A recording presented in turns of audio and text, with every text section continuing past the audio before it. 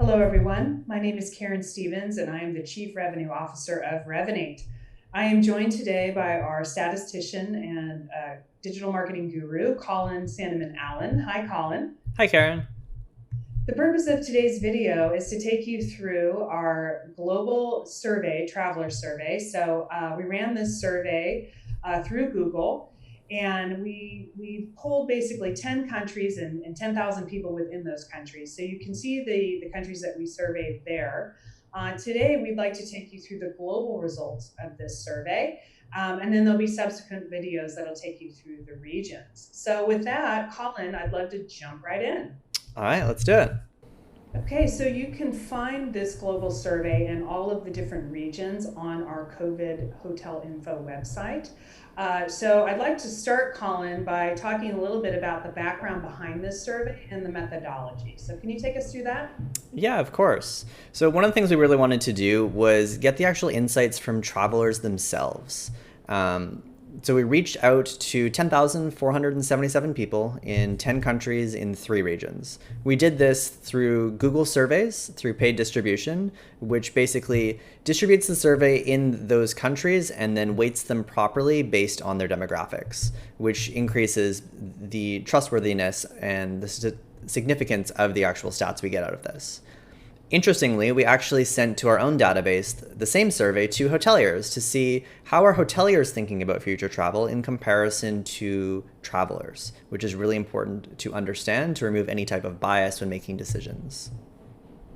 That's great. So you can see there in our stats down below, you've got 36.8% of global respondents traveled within the last year, as opposed to 88.3% of hoteliers. So I think makes a little bit of sense, of course, because people in the travel industry tend to like to travel and like hotels.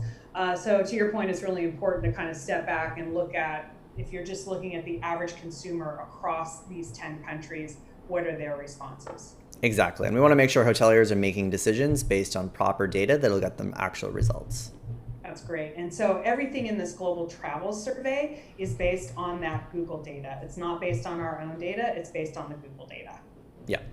Okay, cool. So take us through this first stat. For sure. So the first stat is also what's called a screener question, which is basically opting people in or out of the remainder of the questions. So we basically first asked people, had they actually traveled within the last year? Because we really wanted to hone in on travelers and then get their response on a lot of this.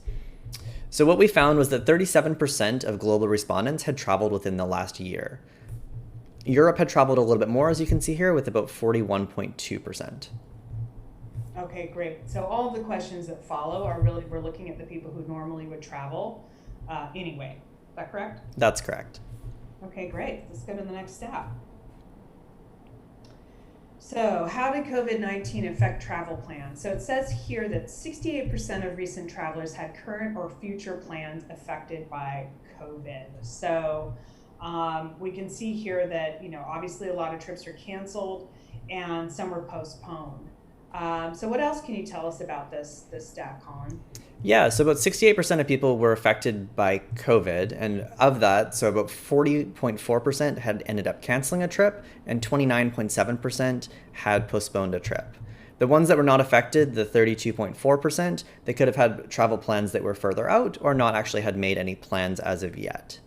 What is important to remember about this stat too is that those that were affected during COVID are going to be thinking about post-COVID travel differently than those that weren't affected. Right, and that absolutely makes sense. Okay, great. Let's go to the next one. So the next one we have here is that 71% of travelers didn't consider booking a trip during April 2020. And this April was during the time that much of the world was under a shelter in place or a stay-at-home order. And we really wanted to find out that at that low point, how many of them were either considering booking a trip or had actually booked a trip. And what we found was that 71% hadn't even considered booking a trip during that time, which is an overwhelming majority, I would say there. And those that did book a trip represented about 10.6%, which was also good to see that even during that low point, that bookings didn't stop completely. People were still actively making bookings.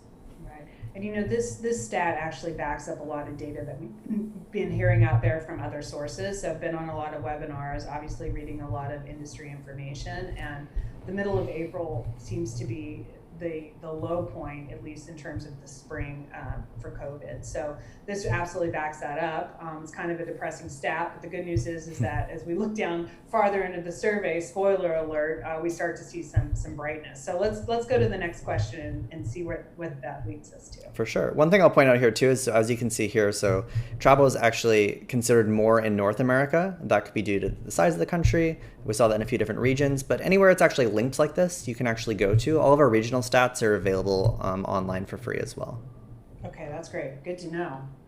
All right, so here we go. A little more positive. Good news. There's pent-up demand for travel. So here we have 73% of recent travelers still plan to book to travel within the next year. So one thing I've been loving hearing out there, Colin, I don't know if you've heard it as well, is revenge travel. So people love that are term. planning as soon as they're able to get out there and book. So can you take us a little bit through this stat? Yeah, this is a really positive stat, I think, that even during this time, when asked if who is willing to travel within the next year, 73% were still looking to travel or expecting to travel within the next year.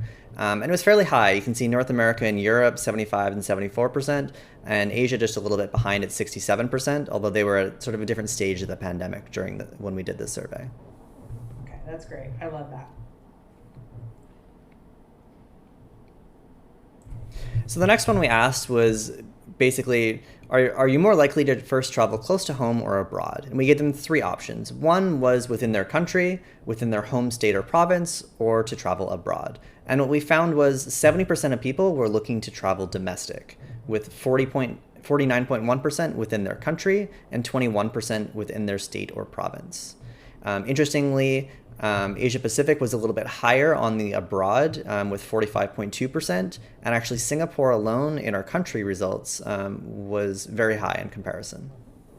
Okay, that's great. Well, and I think that makes sense. Singapore is a very small country, so they probably travel abroad quite a bit. But this is another stat that's really backed up by all of the different things that we're seeing across the industry. So most people expect to travel.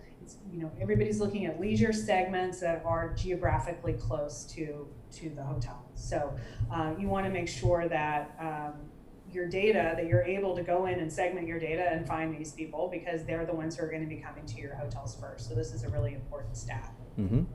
One last insight I will throw into this question as well is that on one of the questions we asked that was open-ended, a lot of people called out specifically and wrote reason that where they were wanting to travel to was actually due to where their families were. During this time, of course, we're all closer to our friends and family and trying to keep in touch, and that really resonated with one of the reasons why people might be looking to travel more within their country. And it also helps with possible messaging for types of campaigns that hotels could run during this time. That is really important. That is very interesting as well, right? So yeah, calling out that maybe you need to visit somebody that's in the location, you can be safe, you can be, still see them, that they can come visit you at the hotel, etc. So that's an interesting data point. Yeah.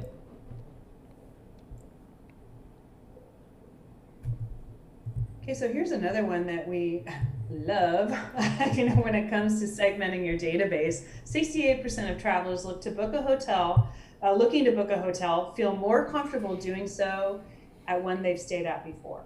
So again, very key. Make sure that you're able to get into your database and find those guests that have stayed in your property multiple times, because those are the ones that are most likely to come back to you. So geographically near the hotel, and also that have been there before. What else can you say about this awesome stat? Yeah, so the 68% represents those that would be looking at booking a hotel. We definitely made sure in this question to break out those that would be looking at booking a short-term rental or Airbnb.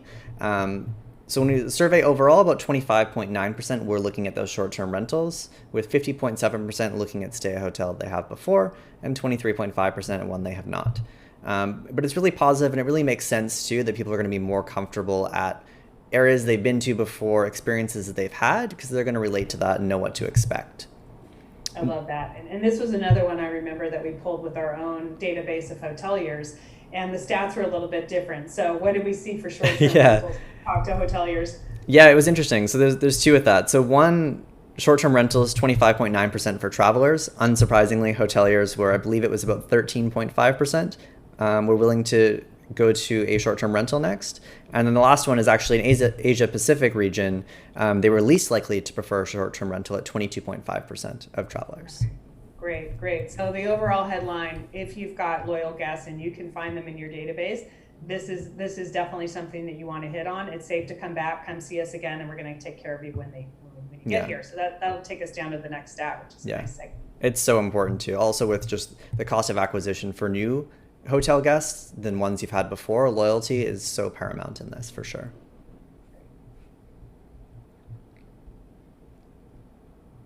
So the next is a two-part question we have here. And one was looking at when people were looking to book their next trip, which is here. And the next one we'll go into is when they're actually looking to leave or depart on their next trip. So when we surveyed when they were looking to book their next trip, about 30.2% were unsure, just given the uncertainty of the times and what was happening. But 62% actually had an idea of when they were looking to book their trip, which is really positive, that even during this time, people can actually put a date on that calendar and think of when they're actually going to actually book. This is super helpful for hoteliers to help forecast, and we actually have the timelines as seen here. That's fantastic. So, and again, you get a breakout by region if you look at the other tabs, which we'll show at the end of this, talk. But again, positive signs out here. People want to travel. They love to travel, and they're already starting to think about it in many cases. All right, so the next stat we have here is the number of travelers that have an idea when they will depart on their next trip, which 65 responded saying that they know when that would be. A little bit less, 27.8% were unsure when they would next depart on their trip, but over the majority actually knew when that would be. Right, and I think it's important to point out that we ran this survey. When was the survey actually conducted? It was May 7th to May 20th. Okay, so we were still in that period where I think now it's safe to say a lot of markets have opened up since then. And so I bet that unsure number is starting to come down and people are getting a little more comfortable, but it's good to see that even before that, you had people that were traveling within 3 months to a year, a very strong showing there. So that's another positive sign. Yeah, and the good thing about the unsure is it's not in that category of will not travel. They're just unsure of when they're going to do it. So depending on the market conditions, that could go in any of the different categories, which is positive to see. Absolutely.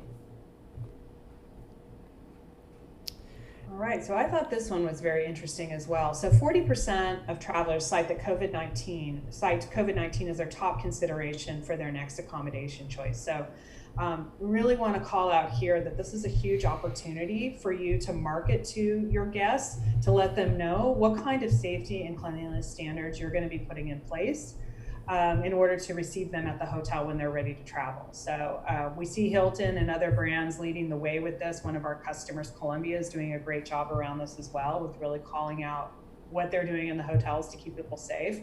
But that's really a top tip. And the other one I like on here, Colin, and that I think we got to hammer home for all the revenue managers out there, price is not the number one consideration. It's safety, it's location.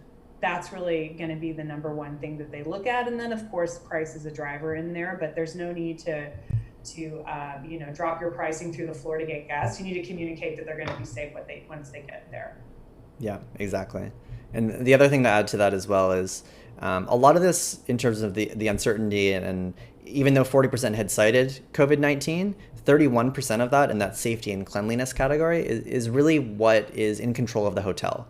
This is as long as you can make the guests feel comfortable and ensure them, again, this was an open-ended question, so a lot of them had cited either the safety or cleanliness or hand sanitizer around the hotel or social distancing. All of the stuff that's in the control of the hotel was actually 3/4 of the majority of those that had cited COVID-19.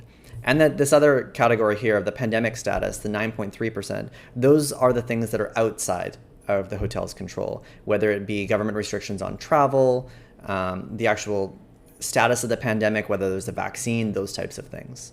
But it's good to see that a lot of the stuff to make travelers feel safe enough to book a trip are in the control of the hotel, which is super positive. Absolutely. Great.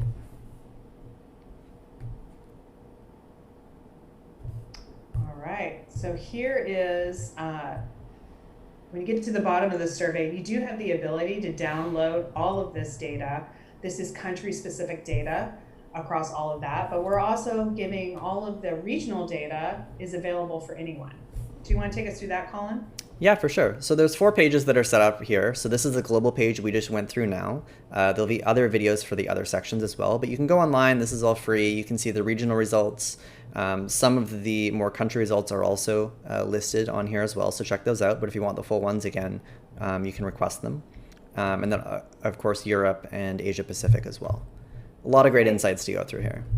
That's fantastic. And in fact, to help us with those regional insights, we've actually got some guest speakers that will be joining some Revinators on upcoming videos. So let's take a look at who's going to be helping us kind of work through the regional insights in upcoming videos. Okay, so to help us make sense of the regional insights that come up in the survey results, we've actually invited some partners and some customers to help us work through those results. So you can see them here.